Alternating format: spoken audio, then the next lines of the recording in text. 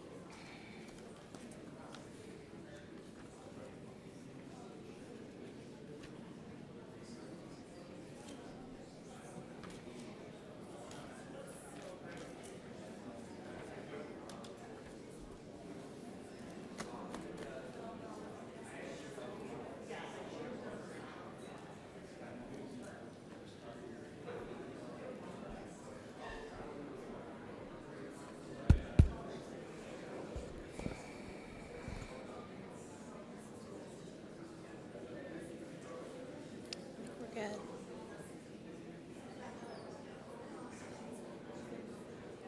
All right, folks, we will get started. Thank you. Good afternoon, everyone. And welcome to the Greater Charlottetown Area Chamber of Commerce's 2025 Federal Election Delegate Debate. My name is Bianca McGregor, CEO for the Chamber, and I'll be your moderator for this afternoon's event. Let me begin by reminding everyone that the Greater Charlottetown Area Chamber of Commerce is a nonpartisan, not-for-profit organization. We're mandated to be the voice of business for our capital region. Through our work, we advocate for a strong and vibrant business community, and we support informed civic engagement that reflects the interests of our members. We are pleased to host this important discussion here today with a live audience. We have more attending and joining us online virtually. We are live streaming, and there will be a recording after the fact. We extend a special welcome to the 5 candidates. In alphabetical order, we have Joe Byrne with the New Democratic Party, Sean Casey, Liberal Party of Canada, Daniel Cousins, the Green Party of Canada, Natalie Jameson, Conservative Party, and Robert Lucas with the People's Party of Canada.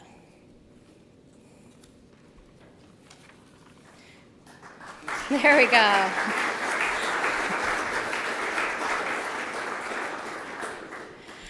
I'd also like to introduce my chamber colleagues and partners supporting this afternoon's debate. So we have Madeline Bizzo. Madeline, if you want to stand up. She is our Advocacy and Media Relations Manager who will serve as our audience moderator. She'll be gathering and screening questions from audiences and online viewers. Heather Nicholson. Heather, if you want to stand up. She is our Marketing and Membership Manager. She will be our timekeeper today. Heather will flash a yellow card when there are 15 seconds remaining in a response time. Then she'll flash a red card when time is up, and a bell will ring once time has elapsed for a few seconds. The fine gentlemen from Pater Audio, they are here helping to ensure seamless streaming, and they also have the power to cut mics. I don't think we're going to need that. Everybody was very friendly in the other room. The format for this debate is as follows. Each candidate will begin with a 1-minute opening statement. Following opening statements, we'll dive right into questions. We have 6 predetermined questions. We'll try to stick to 10 minutes to discuss each one.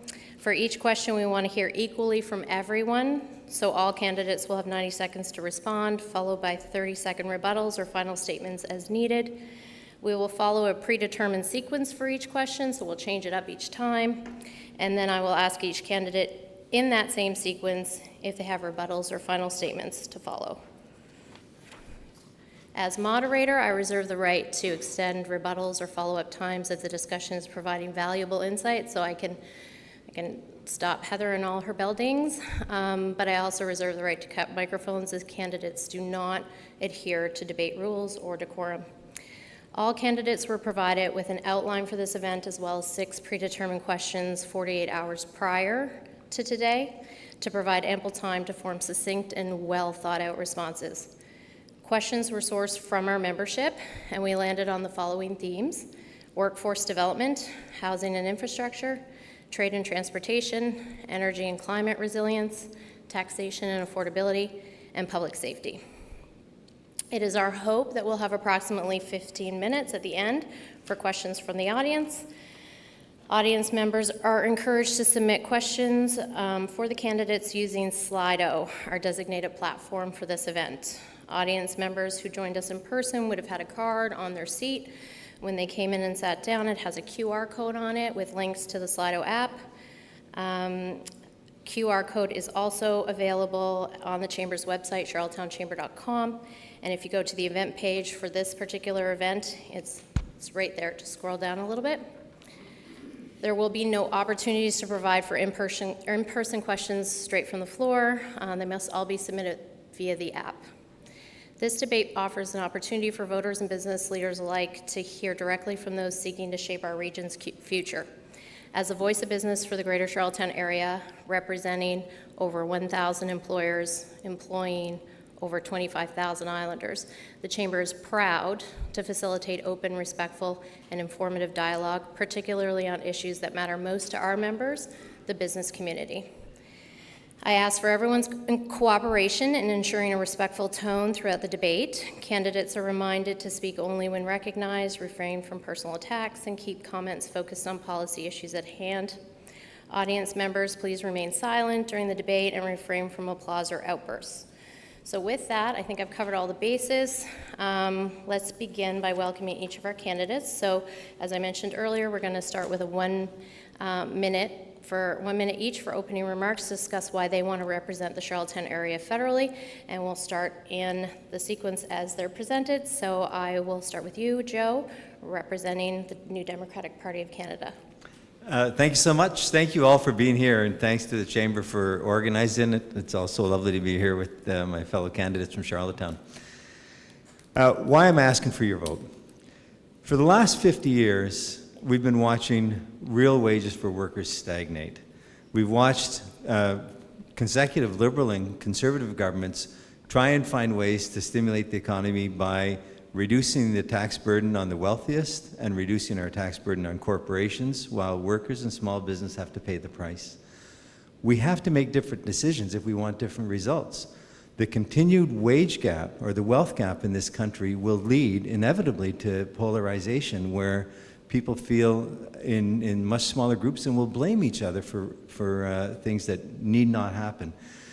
I want you to vote, I'm asking you to vote for hope, for change, to know that if we make different decisions and we take care of the most vulnerable and the people that are providing employment, like small business and workers, that's how we're going to change Canada. Thanks.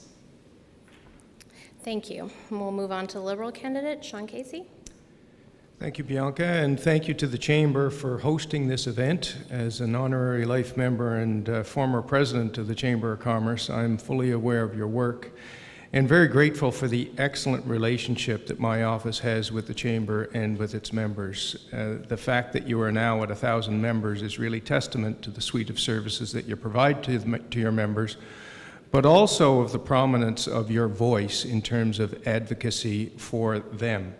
So good on you, and thanks. I'd also like to welcome and salute my fellow candidates. This is our 4th candidates forum, the first one with full attendance.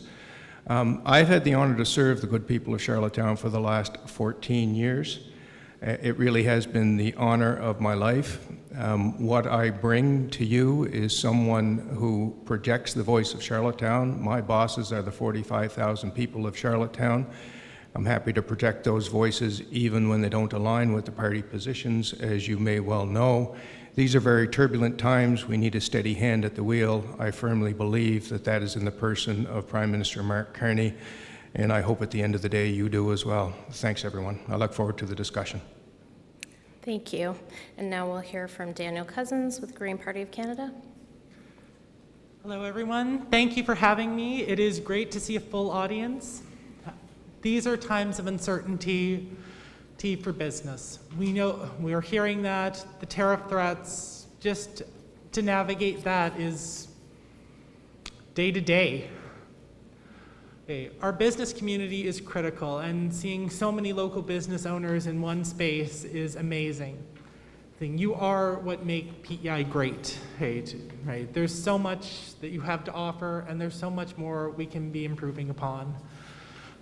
We need to work together with our business community to ensure that we have well-paying jobs for islanders and make sure that our businesses thrive, not only locally, but nationally. Thank you. And now we'll hear from Natalie Jameson, candidate for the Conservative Party. Good afternoon, and thank you. Thank you to my fellow candidates, my amazing team, everyone here in the room, and to those joining in online. And of course, thank you to the Greater Charlottetown Chamber of Commerce for hosting this important conversation. It's truly an honor to be with you here today.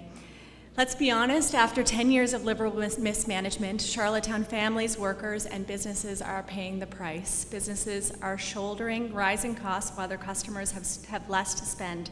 Our cost of living is soaring, our economy is weaker, and that's why I'm running, because Charlottetown deserves a strong, principled voice at the federal table, one that fights for results, not headlines. I'm a mother, I'm a former cabinet minister, a proud islander. I've spent my career solving problems in both government and in the private sector. I know what it means to lead through crisis. I've seen firsthand how issues like housing, affordability, and public safety are slipping out of reach for too many. This election is about more than politics. It's about leaderships. It's about stepping up, telling the truth, and putting Charlottetown first for a change. Thank you. And now finally, Robert Lucas, candidate for the People's Party of Canada, and only finally because it's in alphabetical order by last name. Thank you, Bianca, and the Chamber, and thank you for coming. I'm proud to be the candidate for the People's Party of Canada. I believe our Creator has given us two special gifts. One, the gift of love, and the other, the gift of freedom of choice. I, back in 1999, chose to become a born-again Christian. I choose to be pro-life. I choose to love my neighbor, regardless of what religion you might happen to be. I choose to be a young 82, not old. I choose not retirement, but to serve you, the people in town. And I chose our campaign slogan, leading and serving with faith, hope, and love. I choose to be bold and ask you for your support, your vote on Election Day. All right, thank you. Well, that was just by mistake. I will also just say that if any of the candidates feel like they need a brief break for any reason, we'll entertain that one time. But first, let's just dive right into the questions. Our first question is around workforce, and we will start with Mr. Robert Lucas. I'll read the question and a preface. So PEI continues to face critical labor shortages across multiple sectors. It is becoming increasingly hard to attract and retain skilled and general labor for the many jobs we need to keep our economy and services running smoothly. What specific federal programs or reforms will your party implement to attract, train, and retain workers in smaller jurisdictions like PEI to ensure businesses have access to the workers that they need? Thank you, Bianca. The PPC believes that when it comes to economic growth and attracting workers, less government interference and more local freedom is the answer. Here in PEI, we need real, lasting solutions, not more bureaucracy.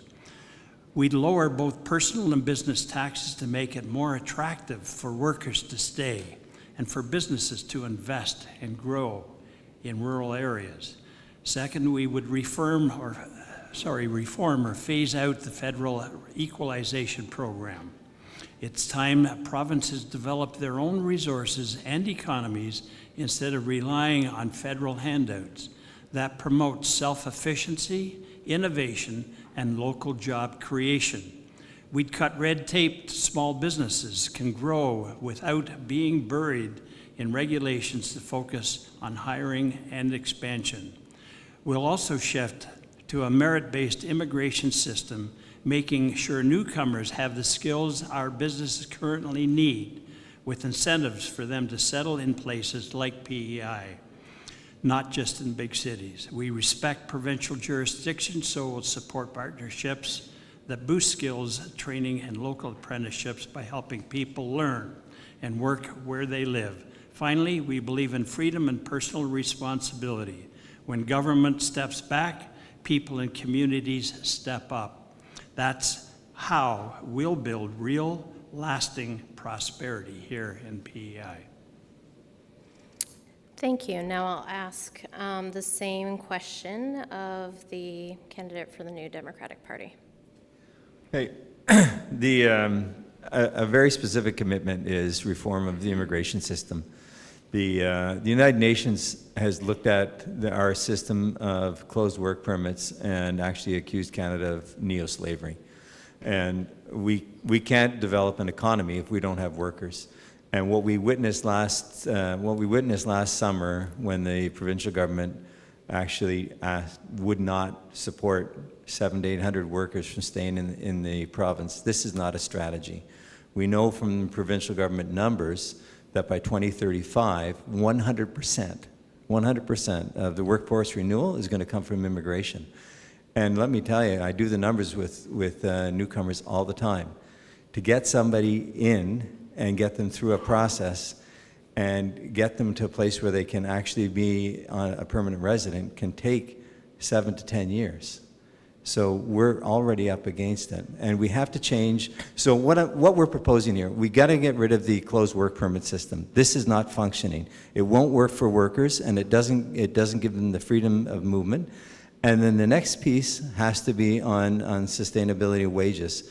That working for a minimum wage is not a way to actually get ahead.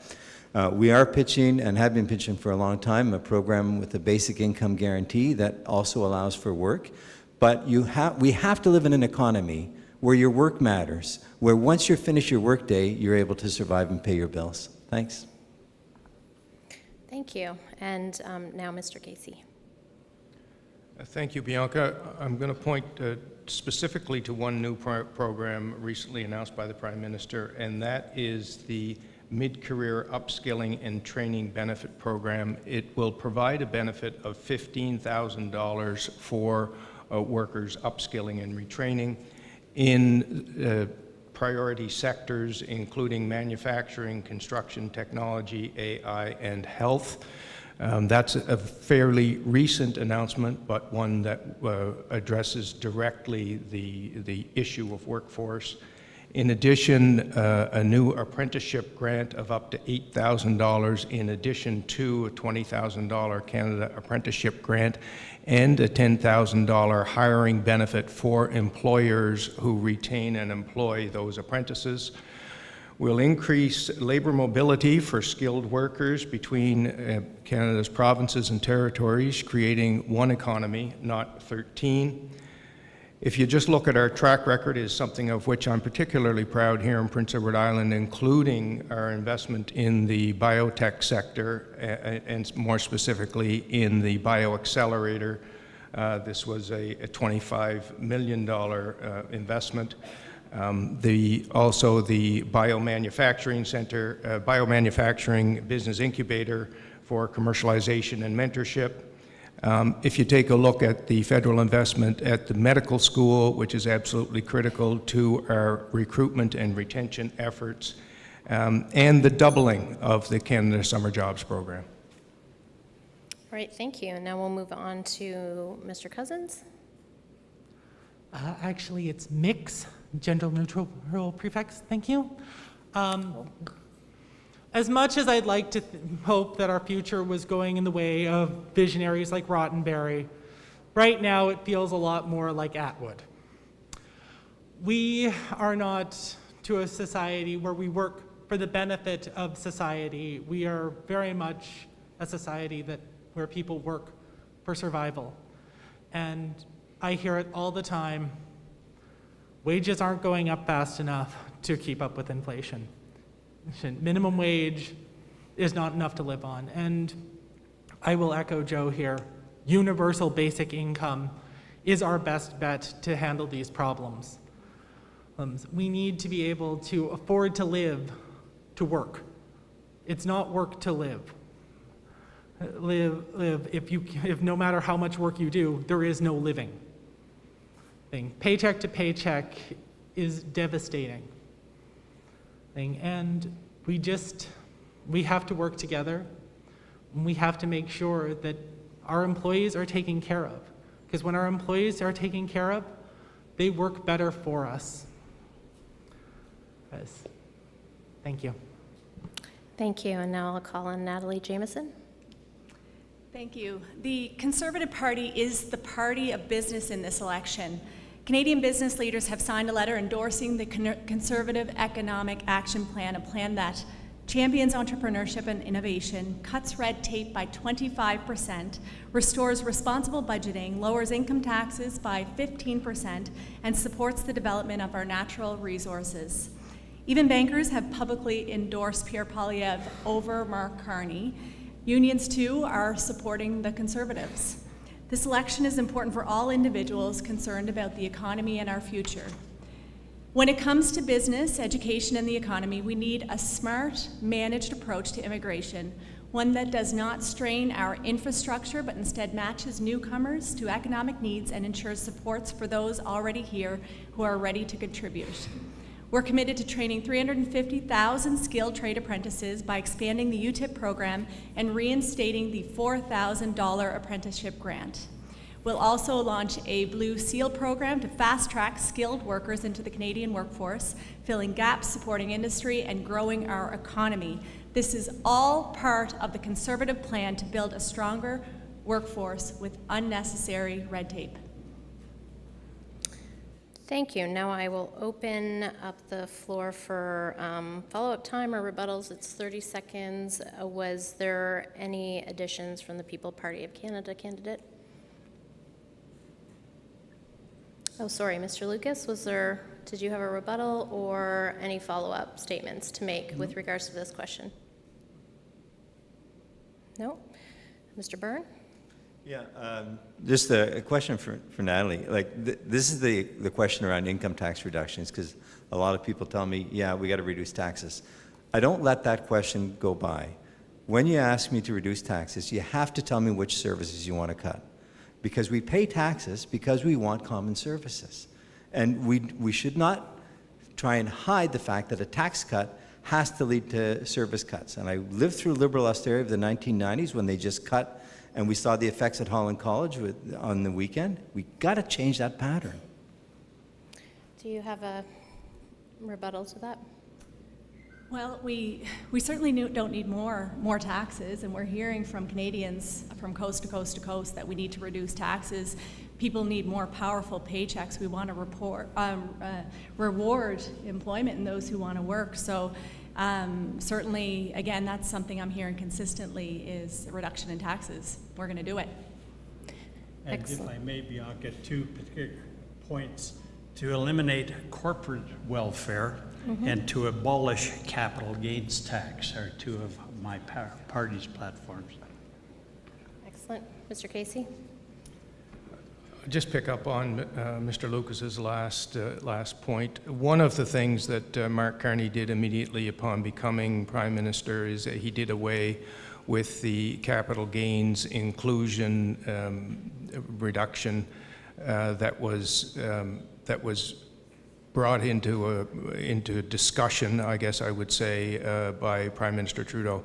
He firmly believes that risk takers should be rewarded in our economy, and it's the wrong thing to do to have a policy that's counter to that.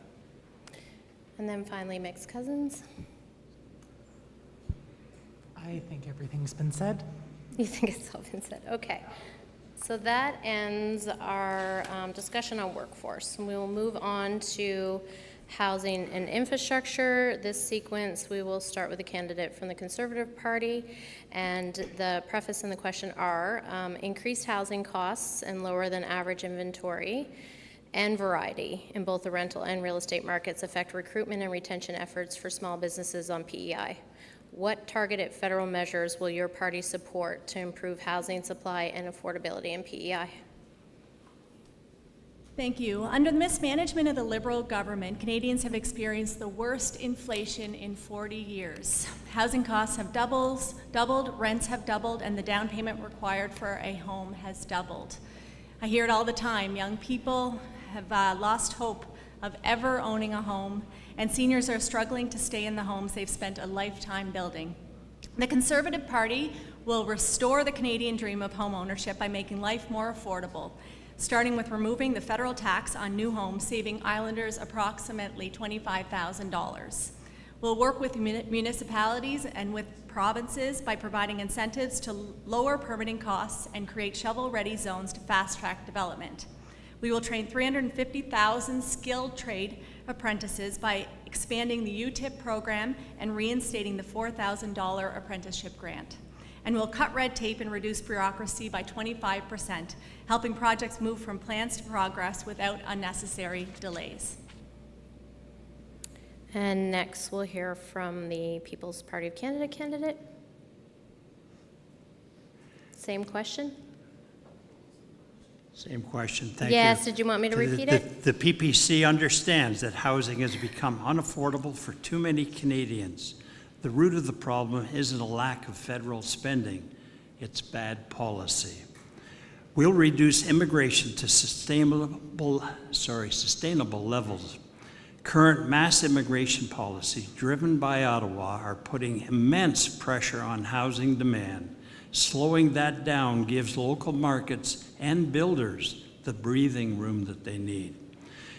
End government policies that distort the housing market. Eliminate federal incentives and subsidies that drive prices up artificially, and remove barriers that prevent faster, more efficient housing development. Reduce interest rate volatility by returning the Bank of Canada to sound monetary policy. Inflationary money printing has caused housing prices to skyrocket. We'll stop that and restore price stability. Cut red tape at the federal level and encourage provinces and municipalities to do the same. We support local decision-making to accelerate building permits and free up land for construction. Finally, we'll protect property rights and oppose policies like rent control and excessive taxation that scare off private investment. The PPC believes affordability comes from more supply, lower immigrant demand, and letting free market and communities lead the way. And next, I ask the same question of candidate Byrne. Thank you. In the mid-1990s, under Chrétien Martin, who were committed to, they said they were going to pay down the debt and deficit. They did it in a really crazy way. They did it by just randomly, or not randomly, it was very specific, and they cut programs. They cut whole programs. One of the programs they cut was housing. We had spent, with broad agreement across this country, across every political spectrum, we had spent decades with the active partnership of the federal government. And they removed that just like that. Within 3 years, it was all gone, and it hasn't been replaced. When Dennis King first got elected, a few days, but maybe 2 weeks after, he called me up and said, "Joe, I want to offer you the position of Director of Housing." And I said, "Okay, well," because we had talked about it before, and he knew what my ideas were on public housing. I said, "Well, let's just sit down and talk about what that would look like for PEI." Dennis, unfortunately, never wanted to have that discussion, so I didn't take the job. But I did send Rob Lance these 2 pages. This is 2 pages of a housing strategy that can work on PEI. It's got 7 elements in it. But the critical pieces that are in that is that the federal government has to be an active participant. We cannot rely on the private sector to build safe, affordable, accessible housing. We've done that for 30 years. It doesn't work. That's where the government has to be an active participant to make sure that everybody, if housing is a right, Everybody has access to safe, affordable, accessible housing in this country. Thank you. Next, I'll call on Liberal Party candidate Casey. Thank you, Bianca. The centerpiece of the Liberal platform is the creation of an entity called Build Canada Homes, which will build 500,000 new homes a year in Canada by making a massive investment in modular and prefabricated homes. And it will be like a post-World War II type of effort to mobilize this right across the country. This entity will use Canadian technology, lumber, and workers. It will catalyze the housing industry and provide financing for affordable home builders. The second and third initiatives under this head are the ones that I referred to earlier, the mid-career upskilling and training benefit of $15,000 for workers, including those in the construction sector, and the apprenticeship grants, apprenticeship loans, and hiring incentives from employers. As well, Natalie mentioned the union training and innovation program. Our plan is to double that program that is working very well. And the proof's in the pudding all over Charlottetown in terms of the housing that has been created under this government. I've got 15 seconds. I want to highlight just two examples. One's on Fitzroy Street. It's owned by the Canadian Mental Health Association, PEI, and it is rent-geared to income modular housing that was built under the Rapid Housing Initiative. There are several other examples that hopefully I will be able to get to. That work will continue. It isn't enough. There's much more to do. And then finally, candidate Cousins. Thank you. Housing is a human right. We know what we have to do. We have to build homes. We have to build these with rent geared to income. No more of this median income of the area. In a few days, one of us is going to have a salary that messes with that statistic right off the bat. We can't let a few rich people make housing unaffordable for those who are just starting out, those on minimum wage. We need to build public housing. It needs to stay in the public so it can remain affordable for the life of the building. They need to be well maintained, rent geared to income, and not just 1 and 2 bedroom housing units. As the vacancy rate is less for 1% for 1 bedrooms, it's even lower for anything bigger than that. We need to build everything from micro apartments to 4 or 5 bedrooms and make sure that these are affordable and accessible for households of all kinds. I'd like to take a moment to bring, Sean brought up the housing development on Fitzroy Street. I was a graduate of the first project management program, and that was our capstone project. We got to follow along with the developers and learn what went into building that housing unit, and it was an amazing experience. We can do it, but we've got to put our effort in and want to make sure that this is done right. Thank you. Now I would ask if the candidate for the Conservative Party has any follow-up. Thank you. Sean, if I were you, I would not be up here on this stage taking a bow on the housing file. Your government created a housing crisis, full stop. After 10 years, the situation has only gotten worse. You are talking about this arbitrary 500,000 new homes plan. It's not credible, and you know you're not going to be able to make it happen. The Conservative Party is the only party that will take the housing file seriously. In Charlottetown, residents want to get our situation solved. They need to elect a Conservative government, plain and simple. Let's get building here in Charlottetown. Did you want to take time now, Mr. Casey, for a rebuttal? 2 very quick points. Oh. One is, I'm a 31-year realtor and still licensed. The basic problem is that of supply and demand. And with careless mass immigration, that's creating a significant demand, which is helping prices to be skyrocket. The second is that as things move forward, we have to respect local policy and local planning. Thank you. The record in Charlottetown speaks otherwise. Not far from your home, Natalie, is something called Martha's Place. Martha's Place is a rent-geared-to-income facility that was built thanks to a large, low-interest mortgage from the Government of Canada, a donation of land from the provincial government, a forgiveness of taxes from the City of Charlottetown, a $1 million investment from the Sisters of St. Martha's, and is being run by the Kings Square Housing Co-op. That's the type of community effort that is required to solve this problem. Do you have statements, Mr. Byrne? Yeah. Look, 30 years when we saw that first series of cuts, liberal governments, conservative governments did exactly the same thing, not very much.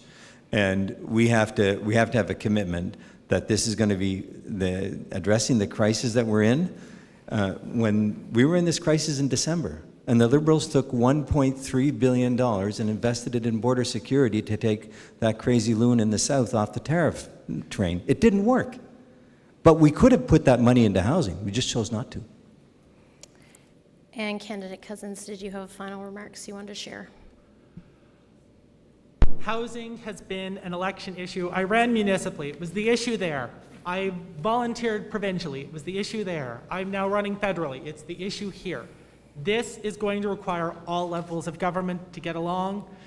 And we live on an island. We have only one direction to build, and that is up. Thank you. So we will now move on to our next question around trade and transportation. In these uncertain times for international trade, an emerging strategy to bolster or strengthen local economies is to focus on what we can control, like the removal of interprovincial trade barriers. Improving transportation, as in the cost of getting goods to market, has been identified as low-hanging fruit when it comes to increasing business competitiveness. If elected, what is your party's long-term vision for equitable interprovincial transportation and better freight access for Prince Edward Island businesses? And we'll start this one with the Green Party candidate. Thank you. So there's a lot of factors in this. I don't think the tariff threats are going to go away anytime soon until something else does. But in Canada, we live in a pretty amazing country where we can produce a lot of things. And, well, we can't produce everything. If we could grow coffee and oranges, there's bigger problems right now. What we need to do is reduce our interprovincial trade barriers and improve our trade relations with other allies across the world. A key way that has been discussed of helping these trade barriers are bridge tolls. Well, the private holding company that's in charge of the bridge has that contract till 2032, and it's pretty lucrative. It's going to be a hard thing to get out of. There is a key thing that if we can subsidize one thing, let's make it interprovincial trade and offer for that. If the contents of a shipping truck leaving this island or coming into this island is coming from Canada and staying in Canada, no toll. If it's going to go to the States, let's add that to the tariff. We can do this as a community. I've seen so much of Buy Canadian in the grocery stores lately, and it has been phenomenal. We can do this. Our mindsets are to do this. Buy Canadian, support Canadian. Thank you, and I'd ask the same question of the Conservative Party candidate. Thank you. The most effective way to reduce costs for islanders, improve interprovincial trade, and ensure the free flow of goods, services, and people is to eliminate the tolls, tariffs, and taxes on our vital transportation links, starting with the Confederation Bridge. One of my very last questions in the provincial legislature as an MLA was around eliminating bridge tolls. I advocated for this during my nomination, and from day one of this campaign, it's been one of my top priorities. All four Conservative candidates on the island have stood together. We issued a joint statement in support. On the first day of the election campaign, the deputy leader, Melissa Lanceman, she came to PEI and she announced it. And 10 days later, Pierre Poilievre, he came to Borden and he reiterated that commitment to eliminating bridge tolls. And from the Liberals, nothing, no policy, no announcements, only a bait and switch, empty conversation with our Premier on the eve of an election. Islanders deserve action, and businesses need policies on which they can plan and make decisions. Thank you. Mr. Lucas? Thank you. The PPC believes that free and efficient movement of goods and people is essential to a strong, united country, including PEI, which faces unique transportation challenges. We support eliminating interprovincial trade barriers. Outdated regulations and restrictions make it harder and more expensive to move goods across provincial borders. That hurts small businesses in PEI. We'll work to remove those barriers so PEI businesses can compete fairly right across Canada. While we don't believe in bloated federal spending, we do support targeted infrastructure investments where they make sense. That includes upgrading transportation corridors, ports, and ferry connections that are vital to PEI's economic life. We would empower private sector partnerships. The federal government should make it easier for private companies to invest in better freight logistics, digital infrastructure, and innovative shipping solutions that benefit the whole region. Finally, we believe in fairness. Our vision is in Canada, which every province has equal access to opportunity, markets, and growth. PEI should never be left behind because of geography or bureaucracy. Our long-term goal is simple: less red tape, more trade, and smarter investments so PEI businesses can thrive and connect freely with the rest of Canada. And now we'll move on to the NDP candidate. So I'm going to get into the question around transportation, but you know what I find really kind of strange the moment we're living in?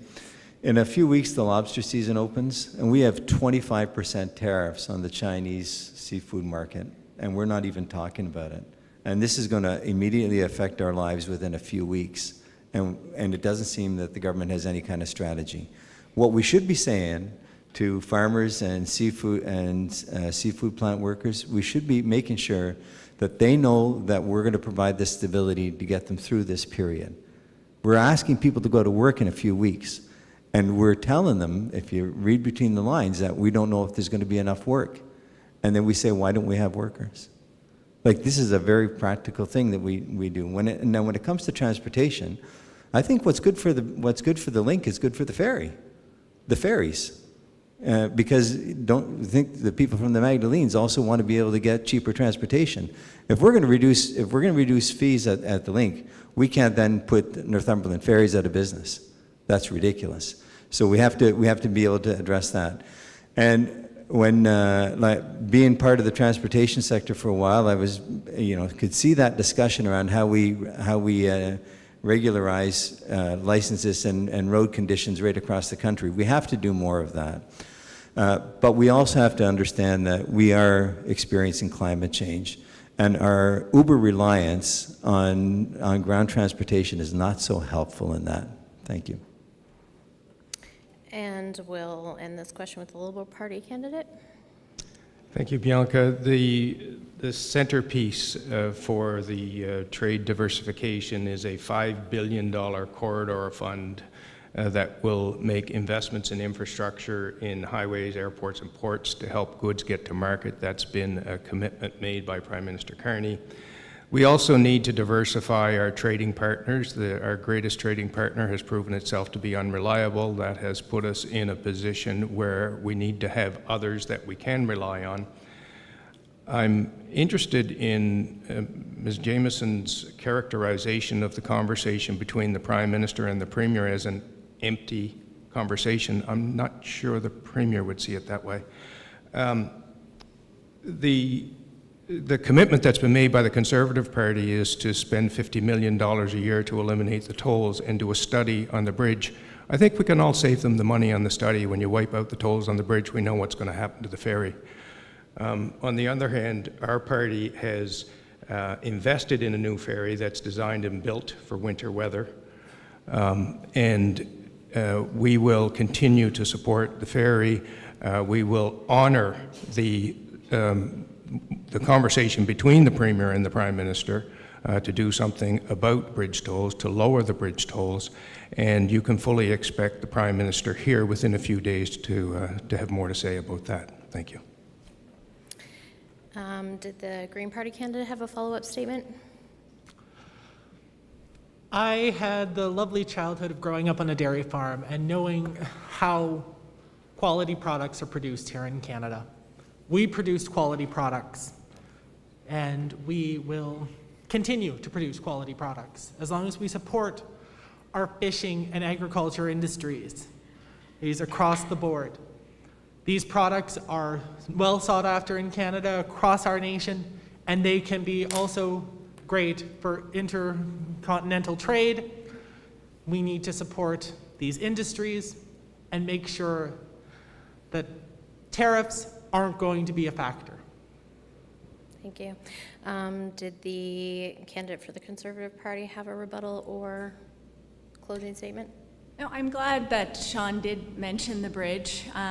Certainly, they've been in office for 10 years, and nothing's been done on this file. So it's just a little strange that on the eve of an election, there's a conversation, a little bit grayer. We don't know what it's about. In fact, we haven't seen Mark Carney. He didn't give us a cabinet seat. I don't know if anybody, you're all probably aware of that. He didn't give PEI a cabinet seat when he was forming his cabinet. So I just don't get the sense that he really cares about us. Okay. Mr. Lucas, did you have a I personally, and I think every one of us in the room should be concerned. I haven't heard the Liberal Party in particular talk about a balanced budget. And so when Sean mentions the $5 billion figure, my question in my head is, where are those dollars going to come from? How much deeper are we going to come into debt?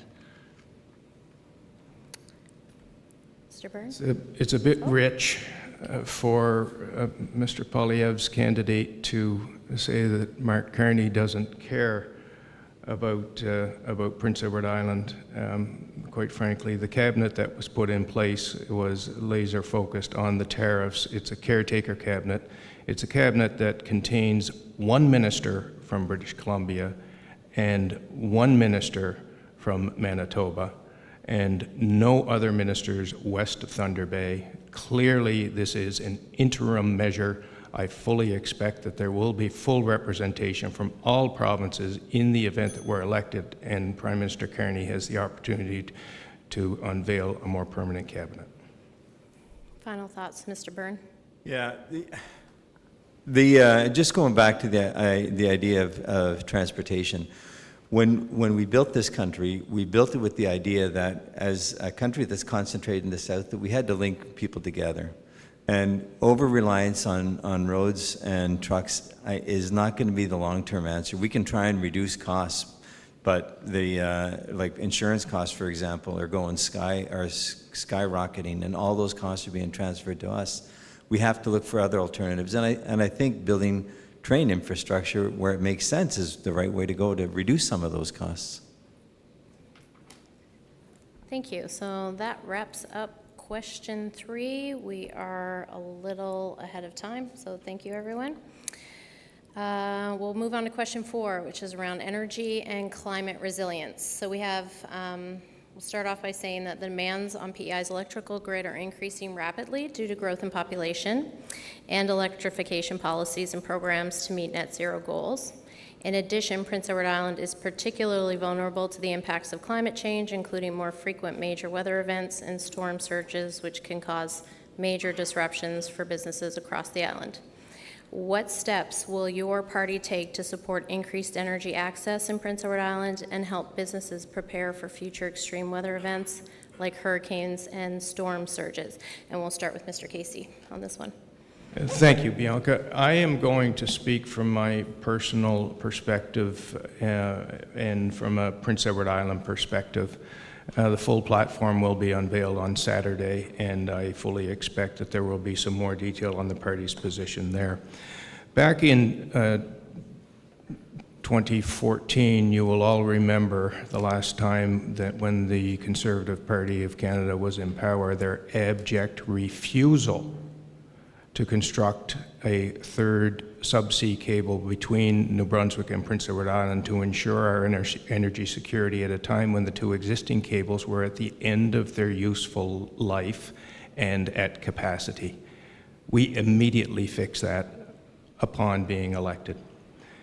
That is but one example of this stark contrast between trying to cut your way to economic growth as opposed to investing in islanders and in Canadians. The second thing that I would say, and this would be a remarkably expensive multi-year endeavor, but in order to protect Prince Edward Island from the vagaries of climate change as evidenced by Hurricane Fiona, I believe that levels of government should be getting together to figure out a way over the passage of time to bury the electrical cables that serve us in this province. We saw what happened in Hurricane Fiona, and we need to protect ourselves against that.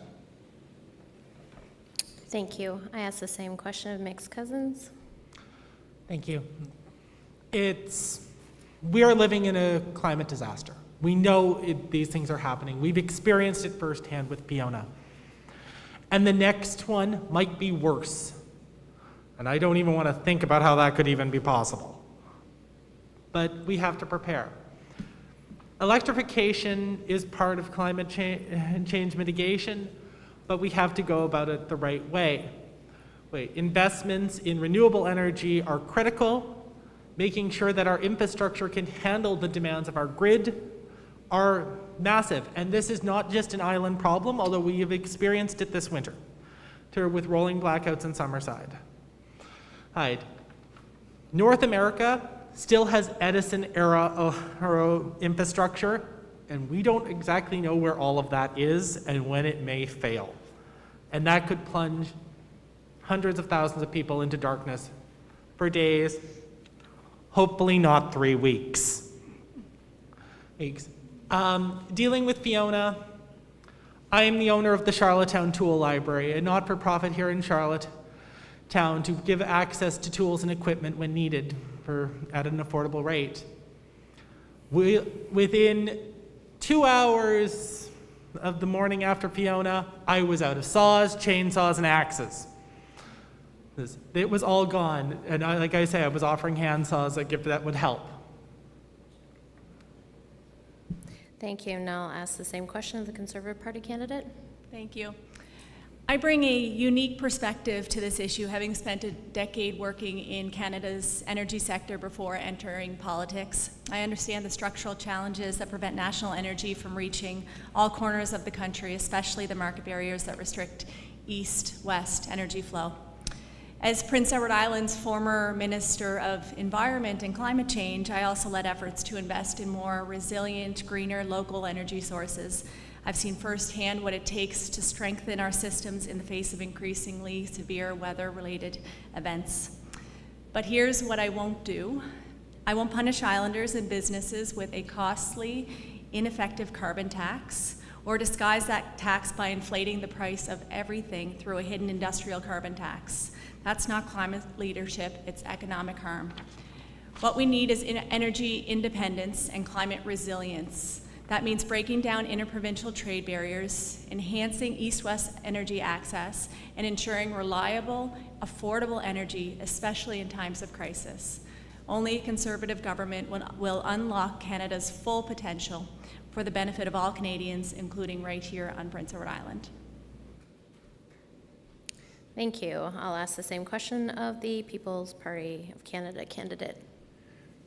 We believe in energy freedom and practical solutions, not more federal control.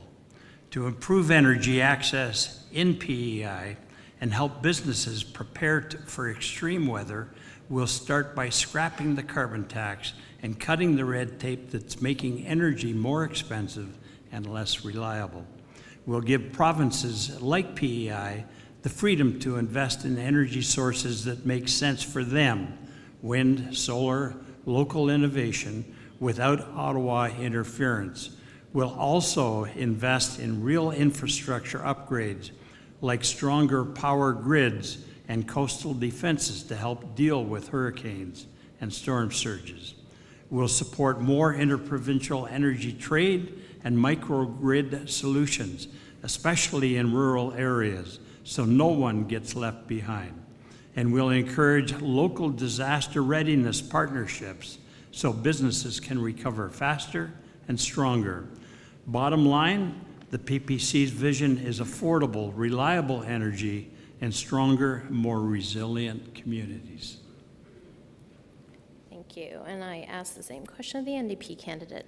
Thanks. I want to take this in two parts. First, on the question of energy. I think we should start by making Maritime Electric a public corporation. We're going to require the investments that make our whole system more resilient. And the moment that we go to Fortis looking for them to require that, there's the same moment they're going to come back and say, how much are you willing to pay for that? And they will always respond, as the private sector should, to the profit margin. That doesn't mean that they won't make good decisions, but we have to pay those profits that they want to generate for their shareholders. And when it comes to climate change, we have to, there's no sense of putting our heads in the sand. I live just a few blocks down, and our place is just as likely to be beachfront in 20 years.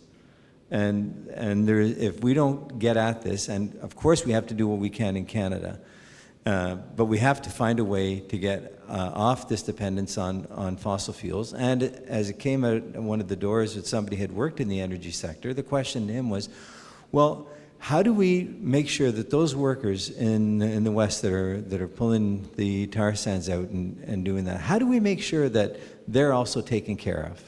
Because this is not we can't approach this like we're going to sacrifice one industry to build another. We're all in this together. And if we don't find the right way to support each other, it's never going to work. So we put it on the table and come to that common conclusion. Thank you. Does the Liberal Party candidate have a rebuttal or a follow-up comment? No, I'm good. Good. Mixed Cousins? I'd like to echo Joe's statement of making Maritime Electric public. That makes a lot of sense. And whatever, if that's an effort of the federal government or provincial government, it actually should be a joint effort to ensure that power to islanders is affordable and transparent. The Conservative Party candidate, do you have a follow-up statement? Thank you. Here's the reality that Liberal government has no plan around the environment. They spent the last 17 years telling us that the only way to save the environment is by having a carbon tax. And what did they do at the start of this election campaign? They canceled it. I've actually worked in the energy sector. I've been the Minister of Environment, and let me be clear, the solution is not a carbon tax. And I do have a question for Mr. Casey. What is your actual position on the carbon tax? Because I, like many people in the room, are very confused where you stand, and I think you are too. I will allow a rebuttal. And I would ask the audience to refrain. Thank you very much. It is absolutely borne out that the most efficient way to reduce emissions is to price carbon. The misinformation and disinformation that has been perpetrated in connection with the carbon tax made it so divisive that it was no longer serving the purpose in terms of having Canadians united behind the climate change goal. So Mr. Carney took the appropriate step to take out the carbon tax, which I remind you was revenue neutral. Every cent that was collected by the carbon tax was given back. Mr. Lucas, do you have any rebuttals or follow-up? 3 quick points from our People's Party of Canada policy and platform.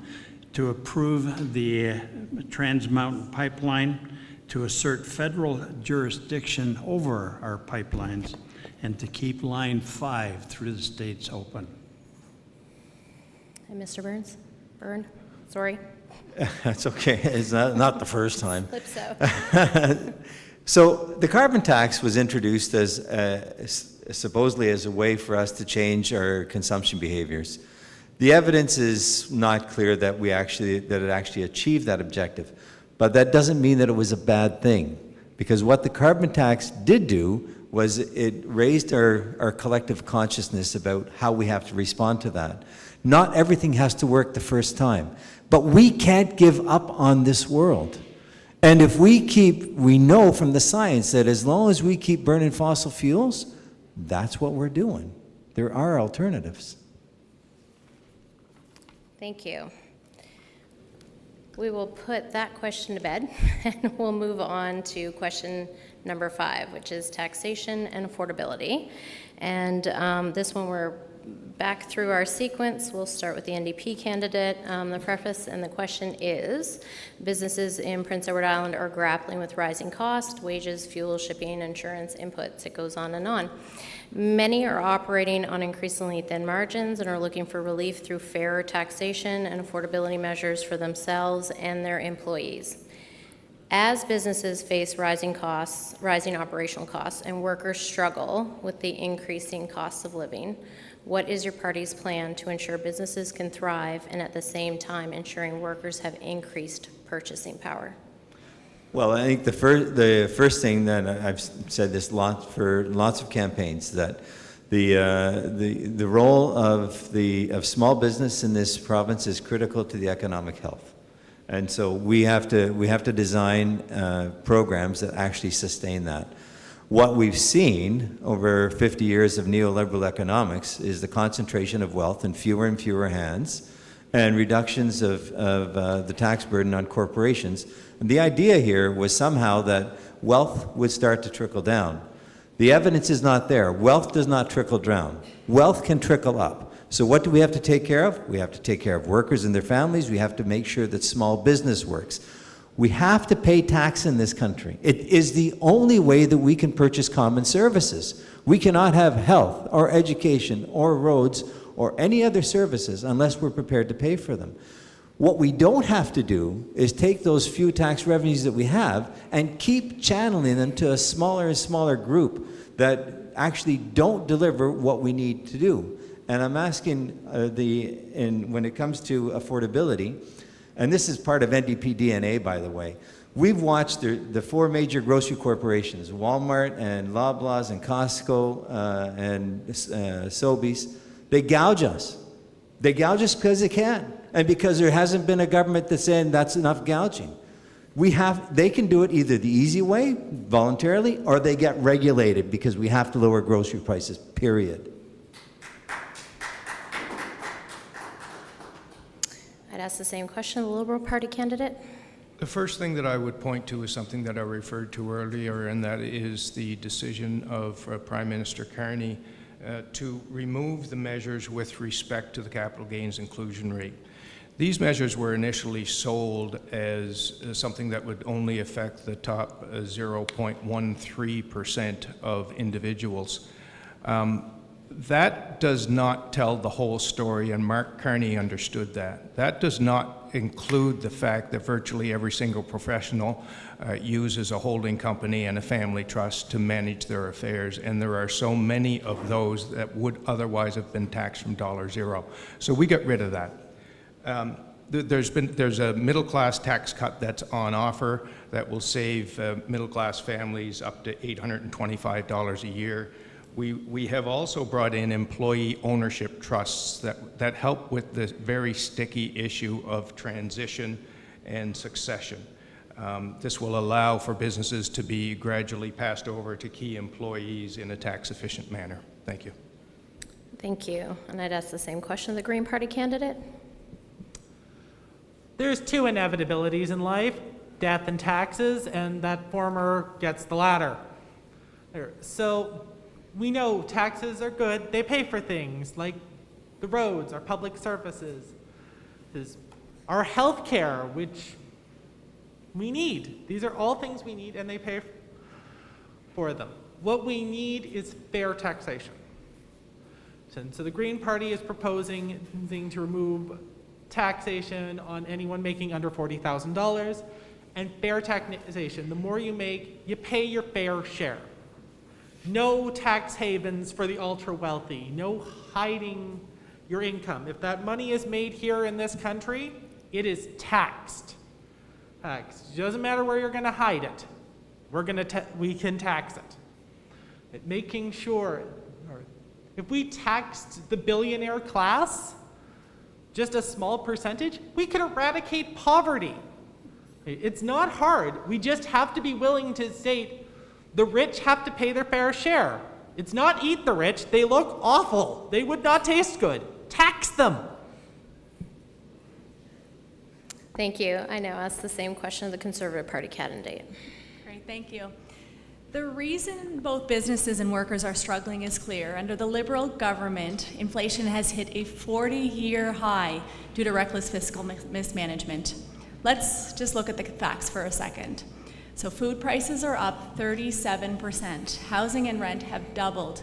Mortgage payments have doubled. Canada has the worst economic growth and household debt levels in the G7.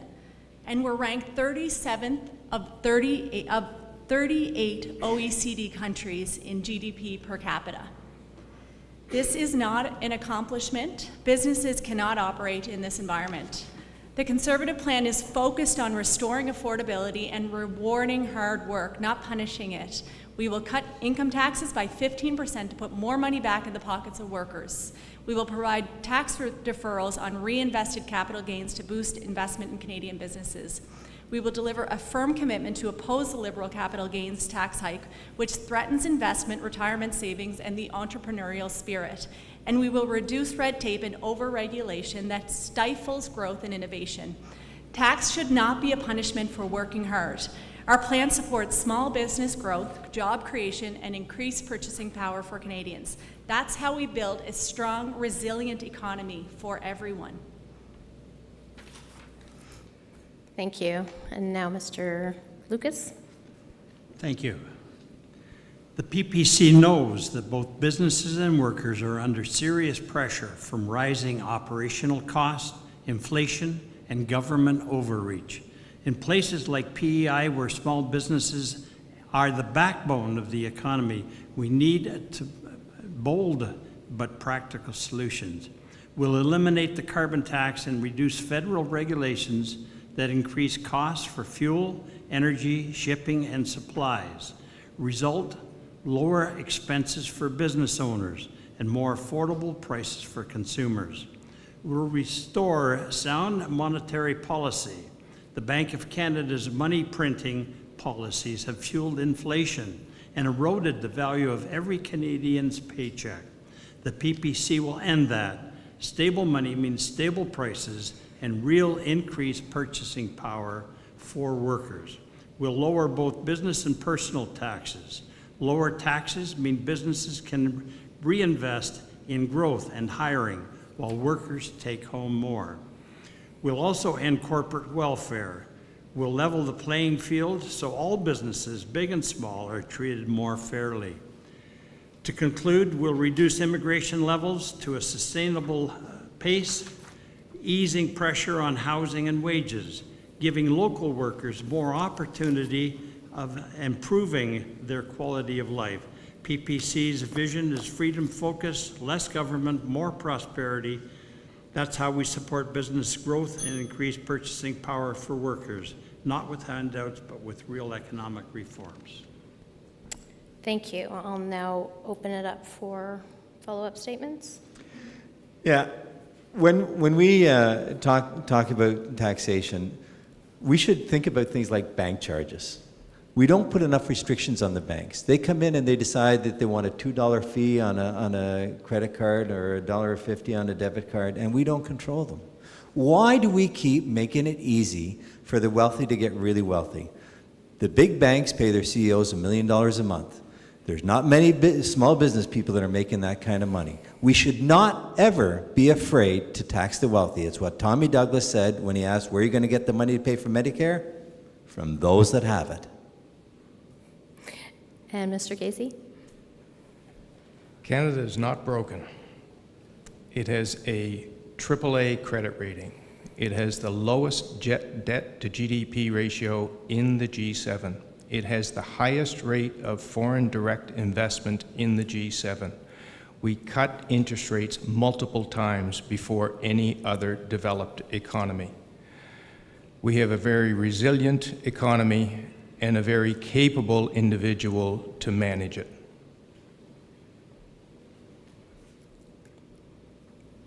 Yes, the candidate for the Green Party. I'll yield my time. Okay. Candidate for the Conservative Party. Yeah, I just wanted to reiterate the facts. Food prices are up 37%. I know you're all feeling it. Housing and rent have doubled. Mortgage payments have doubled. Canada has the worst economic growth and household debt levels in the G7, and we're ranked 37th out of 38 OECD countries in GDP per capita. Again, do we want more of the same, or do we need a steady hand on the wheel to get this country back on track? Thank you. Mr. Lucas? 3 basic steps: control spending, balance the budget, reduce the deficit. Okay. We'll now move on to our last question that was predetermined. Public safety and crime. So public safety and increased criminal activity are growing concerns for residents and business alike here in the greater Charlottetown area. What role do you believe the federal government should play in addressing public safety concerns and criminal activity in Canadian municipalities? And we'll start with the People's Party of Canada candidate. So, Mr. Lucas. Thank you, Bianca. The PPC believes that our government's primary responsibility is to uphold law and order, ensuring safe communities, including Charlottetown. We support strong, well-funded law enforcement. The federal government must provide the tools, resources, and coordination that local police forces need to fight serious crime, especially organized crime, gang violence, and cross-border trafficking. Will ensure that federal laws are enforced and that our justice system prioritizes the rights of victims, not repeat offenders. Too often we see criminals released quickly under so-called progressive policies that ignore the safety of everyday Canadians. We say enough is enough. We'll reform the bail system to prevent violent offenders from being released while awaiting trial, and will hold the justice system accountable for decisions that put the public at risk. Finally, we'll secure the borders. Drug trafficking, illegal weapons, and human smuggling are national threats that affect our towns and cities directly. The PPC believes public safety isn't a partisan issue. It's a basic expectation. Canadians deserve to feel safe in their homes, on the streets, and in their communities. As a federal government, we'll do our part to make that a reality. Thank you. Mr. Byrne? So Bianca, when I was looking at the question, I just went and Googled some stats. Nonviolent crime is up in the country. What does that look like? Well, it's things like fraud and shoplifting. Violent crime is basically unchanged. We don't have a crime issue in this country. What we have is how we address it issue. If you're dealing with an addiction, and I'm assuming that many of us have family members or friends that struggle with addictions, or you have mental health issues, we rely on the health system or the punitive system to deal with these issues. We don't put the resources in. This is a crazy way to live, because putting somebody into a federal maximum security pen costs us about $173,000 a year. That's ridiculous. We can provide services and support for much, much less money. What we have to do is decide that we're going to address this in a way that builds people up, and not just that separates. Of course we're going to have prisons. But not everybody that's dealing with an addiction needs to be going down that road. What they need is support, decent housing, a guarantee that they're going to be able to eat well, supports that help them transition away from that. And the same thing with people that are dealing with mental health issues. We don't need to criminalize this. And frankly, living in Charlottetown, and I walk all over the place, I've never felt the fear of being assaulted or a victim of crime. It just doesn't happen. Thank you. I'll ask the same question of the Liberal Party candidate. Thank you, Bianca. The preamble of your question talks about increased criminal activity as a concern for residents and businesses in the Charlottetown area. And I'd like to say first that the Charlottetown Police Service does an excellent job, and the best thing that the Government of Canada can do for Charlottetown residents, in my view, is to ensure that they are adequately resourced in terms of boots on the ground. And that is why we have the Building Safer Communities Fund. That fund needs to be enhanced, and it needs to find its way into boots on the ground in Charlottetown. More broadly, we believe in evidence-based decision-making that is respectful of the Charter and respectful of public safety.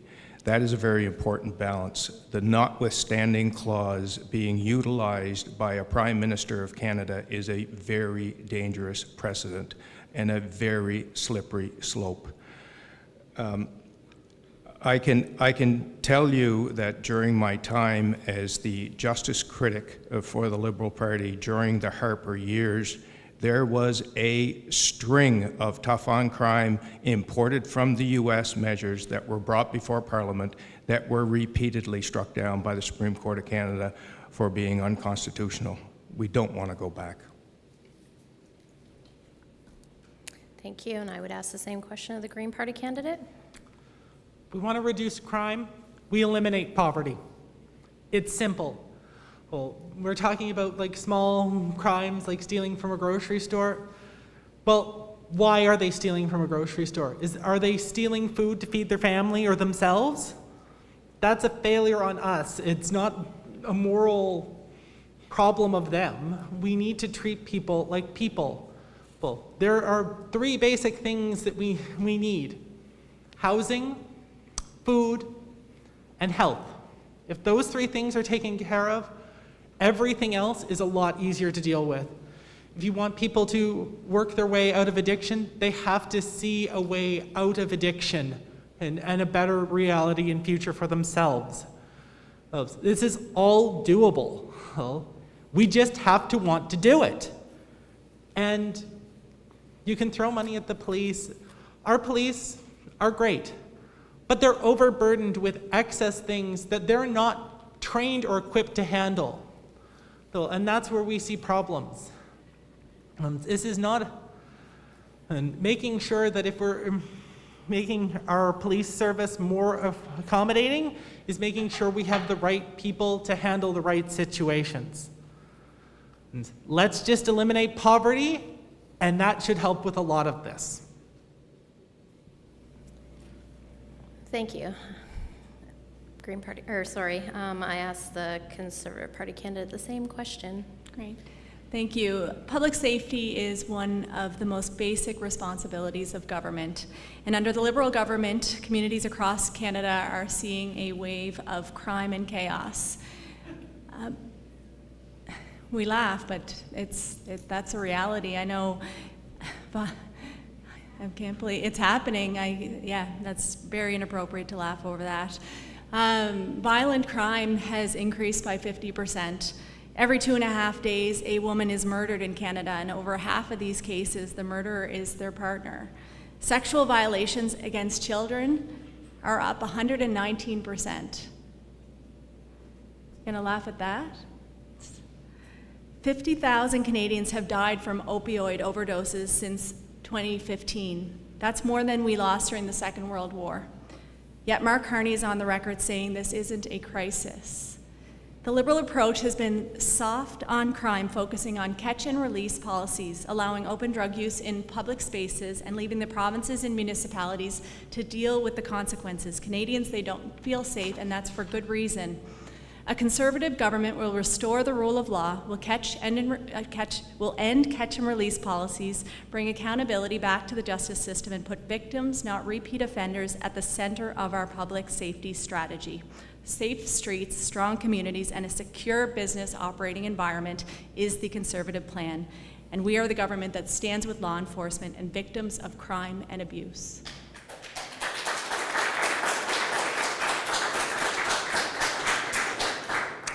I would remind the audience to refrain from applause. We'll now open it up to follow-up statements or rebuttals. Mr. Lucas? Two items in particular within the PPC policy. One is to fortify the right to self-defense.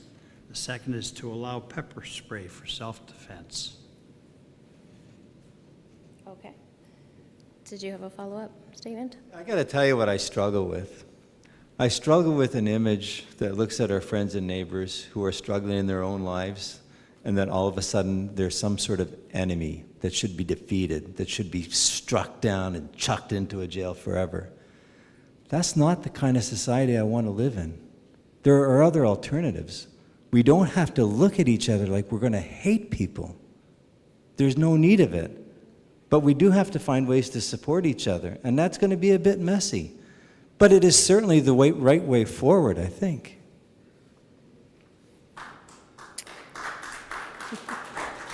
We're getting to the end. Candidate for the Liberal Party, do you have any follow-up statements or rebuttals? Sure. As I indicated, the Liberal Party believes in evidence-based decision-making, particularly in the area of criminal justice. We believe in the Charter of Rights and Freedoms. We do not believe that criminal justice policy should be based on ideology and retribution. We certainly believe that the Charter is the supreme law of the land and should be upheld. We will contribute to the boots on the ground in terms of hiring 1,000 police officers. We've already hired a fentanyl czar to ensure frontline enforcement measures. Thoughtful, measured, evidence-based measures such as these are what you can expect from a re-elected Liberal government. Very well put, Joe, by the way. Like I say, a lot of this is, why are we resorting to it? It's the reasons behind it. And will we see increased crime statistics on certain things? It might be that we're seeing it. It might not actually be an increase, it just might be reality.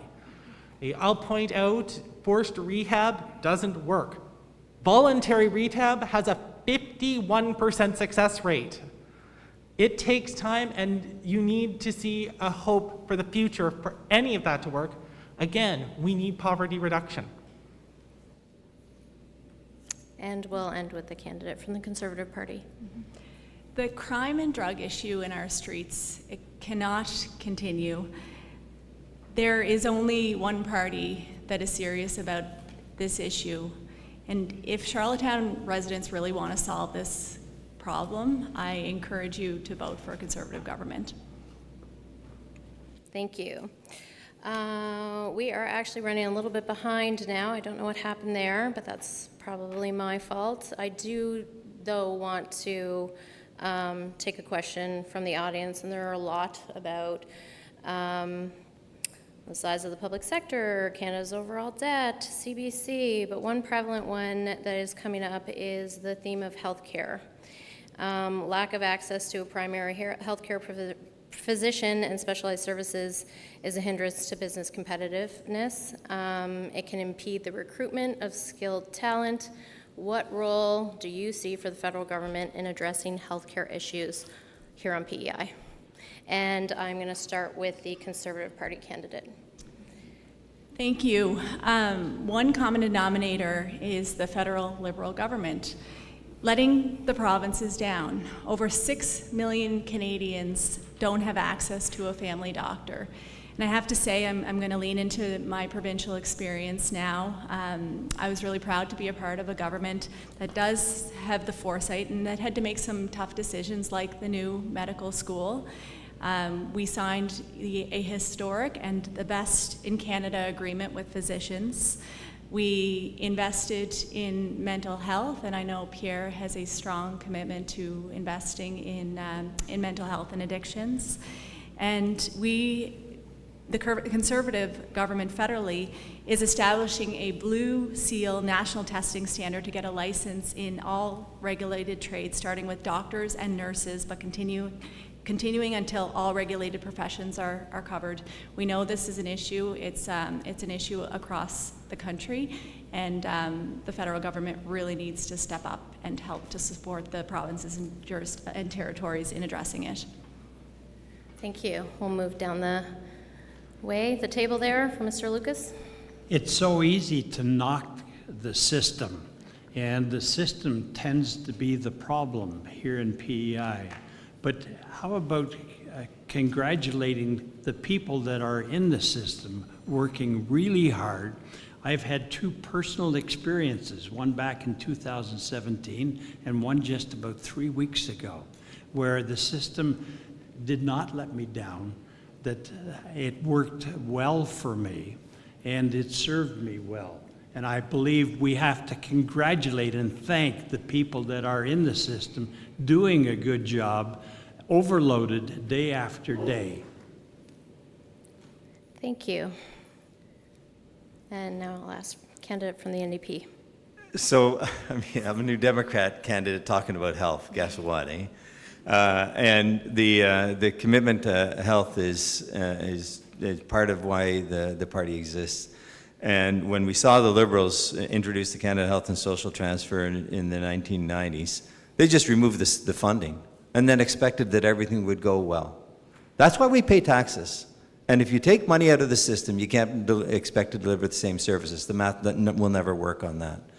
And I'm really happy with Jagmeet and the NDP to say to the Liberals that if you want to govern, you have to deliver on pharmacare, you have to deliver on dentacare, you have to deliver on investments in early childhood education. Because I remember when Jean Chrétien walked around this country with his little red book like Mao Zedong saying, pharmacare, pharmacare, pharmacare. 7 terms in government is what the Liberals had, 20 years. And the only time they delivered a program that they promised to deliver was when the NDP stood up and said, you want to govern, you're going to deliver.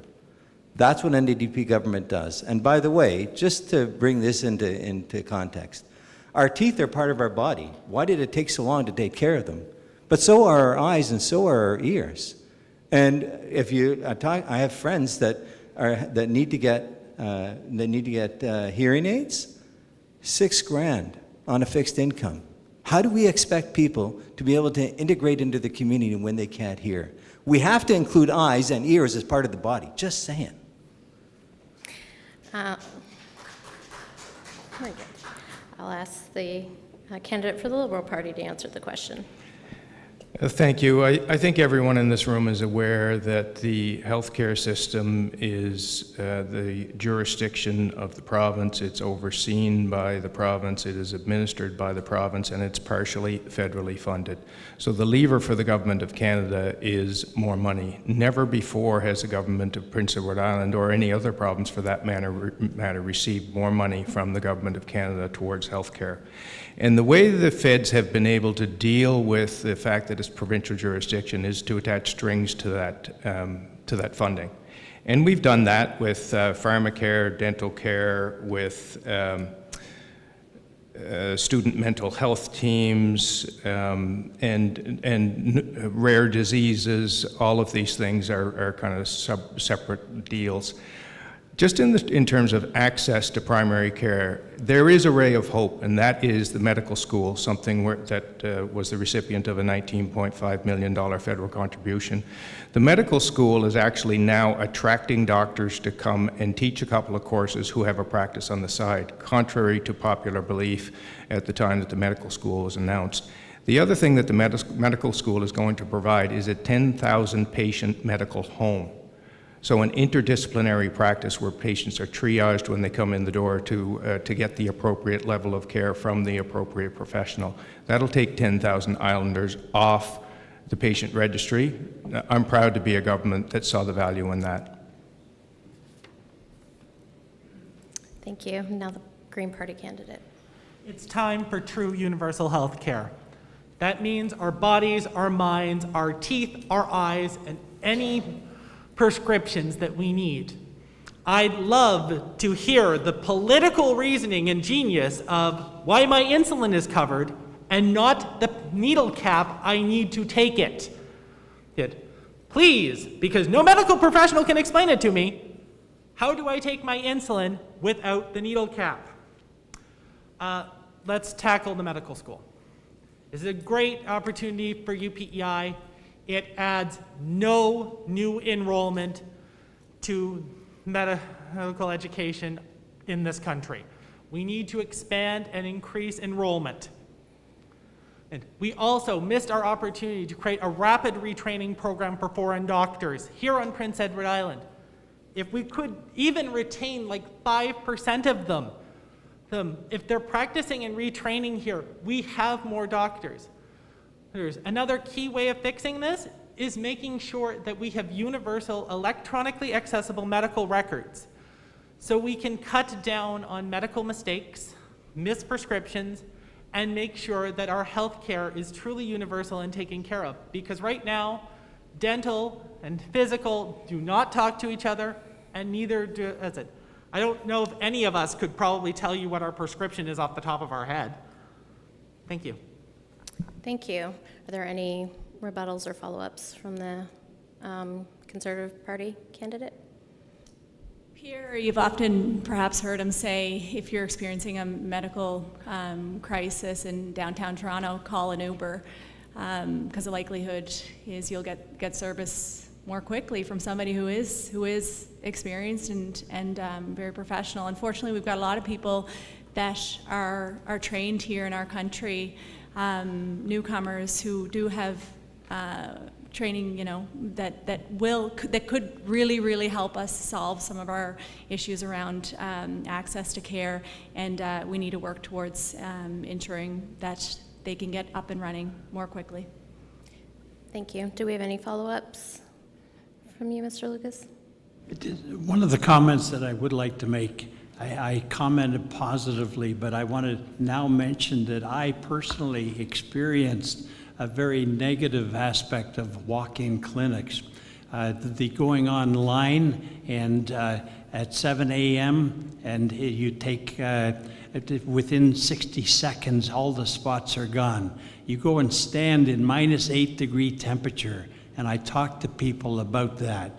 And I believe there's a simple solution that we can implement within a very short period of time prior to next winter. Mr. Byrne? Well, just 2 points. And Natalie, I just caution you to, it was the former premier of Prince Edward Island that said the medical wait list was going to be gone 2 weeks ago. Not there yet. And I had a conversation with Pat Binns when he was premier around licensing.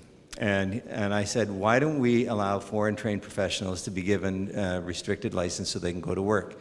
Because my wife was one, and the lab director at the QEH wanted to hire her, but there was no license. And he said to me, Joe, if I do that, I'm going to have a fight with the nurses and the doctors. And I said, hey, you're the premier. If you're not prepared to fight for us, who's supposed to do that? Sorry. Thank you. Mr. Casey?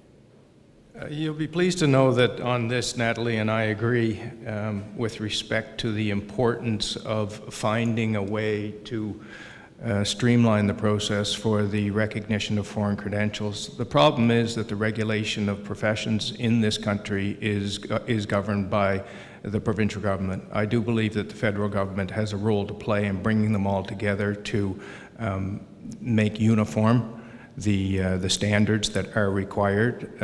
This is not an easy thing to do, but it is a necessary thing to do because there are many foreign trained professionals that could greatly alleviate this problem. Thank you, and we will end with Mix Cousins. I'd actually like to take this time to share my recent medical experience. On Islander Day 2024, I was admitted to the Summerside Hospital. I should have been in the ICU. I had, for the first time, received COVID, severe, ended up with ketoacidosis and type 1 diabetes triggered by COVID.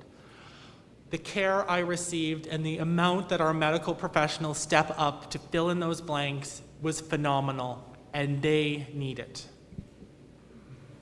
Well, thank you. We are now 2 minutes over time, so I will wrap it up. Before we end with closing remarks, I'd like to thank the candidates for participating in our Chamber's candidate debate. It's not easy to be up on the hot seat, and whoever wins, it's probably going to be a thankless job. So good luck to you. And to everybody watching today, voting is one of the most direct ways we as citizens and business leaders can shape the future of our economy, our communities, and this country. For business owners especially, the policies that emerge from this election on taxation, workforce development, infrastructure, and innovation will directly impact your operations and long-term success. So engaging in this democratic process is meaningful. It's a meaningful way to guide the environment in which we do business here in the greater Charlottetown area. We strongly encourage everyone to make a plan to vote if you haven't already. For complete up-to-date details on when, where, how to vote, you can go to elections.ca, but we also, on the second floor of the mall, there's an Elections Canada office there. And with that, in the same sequence as the opening remarks, I would ask our candidates to now provide closing remarks. You have 1 minute. We'll start with Joe Burke. Okay, thanks, Bianca, and thanks again to the Charlottetown Chamber for organizing this. Thank you for all for coming out. And I'd just like to say one thing to the business owners here. The way that I work is that I don't always have to be right. What I need to see is the evidence. If what I'm proposing is not right, show me the evidence, point me in another direction. We may not agree on everything, but one thing you can absolutely count on, that I appreciate and understand the importance of small business to this economy, but I also understand it from the point of view of how you support your families. And I absolutely know that when we work together, we'll get it done right. I have no fear about that. What I'm asking you to do on voting day is to say, I want a different way to make decisions. 50 years of watching the wealth gap widen here does not work. We have to make it so that wealth trickles up and not down. And that means putting controls on corporations, on banks, on whoever else is taking an unfair share of the wealth. Thank you. Thank you. And the candidate for the Liberal Party? Thank you, Bianca. I would like to exercise my right of rebuttal with respect to your last remark where you described the work of an MP as a thankless job. I beg to differ. I have 14 years of experience that indicates otherwise. It is the honor of my life to be able to serve my community, and that's why I'm back on the ballot, hoping that you will put your trust in me again. The second thing that I want to say to you is that there's an awful lot of people that have an opinion on what the Member of Parliament for Charlottetown to be doing, but there's only 5 here who've had the courage to put their name on the ballot. I salute you all, and I wish you all the best the rest of the way.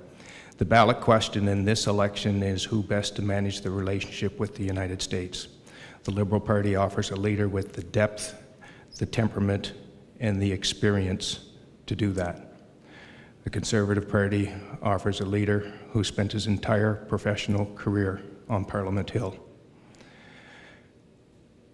I thank you for your attention here today.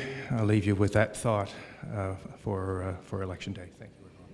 Thank you. And can we have closing remarks from the Green Party candidate?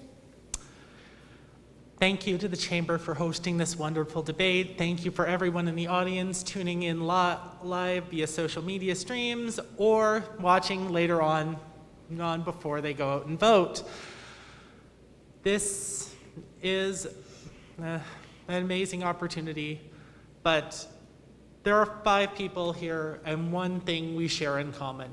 We want to make Charlottetown a great place and make sure that we can do the best we can for that. Regardless of win or lose, that is a belief that I hold in my life daily and will continue to do. I'd like to thank so many businesses who proudly have "Fill Up Here" stickers on their doors. I get compliments from people all the time saying how great that is because they just appreciate being able to go in and get their water bottle filled, and they do appreciate it. So thank you so much. Good night. I'd now ask for closing remarks from Ms. Jamieson. Thank you. So listen, folks, the contrast between the candidates on this stage couldn't be more clear. If you believe that you, your family, and your business are better off after 10 years of Liberal government, if you think that this country is on the right track, then you have your choice. But if you're like the 13,000 people I've spoken with at the doors over the past 4 weeks, hardworking Islanders who are tired of choosing between gas and groceries, fed up with the rising cost of living, and worried about whether they can afford the basic necessities of life, then you know it's time for a serious change. That's the real ballot box question. Sean Casey wants you to believe that this election is about Donald Trump. But Donald Trump is just a convenient distraction from the past decade of reckless mismanagement. I bring both experience in the public and private sectors. I've led through crisis, I've delivered results, and I'm ready to be a strong, principled voice for Charlottetown. Thank you. And last but not least, Mr. Lucas. Thank you, Bianca. You may think that this election is about politics. From my perspective, it's not. I believe it's based on the 4 pillars of the PPC party: freedom and democracy, responsibility, fairness, and respect. Thank you, Chamber of Commerce, for allowing me the honor of participating where our leader, Maxime Bernier, has not been given the same honor nationally. And just a couple of days ago, you are likely aware that the Green Party candidate was removed from the participating in the debates. Who's next, Joe?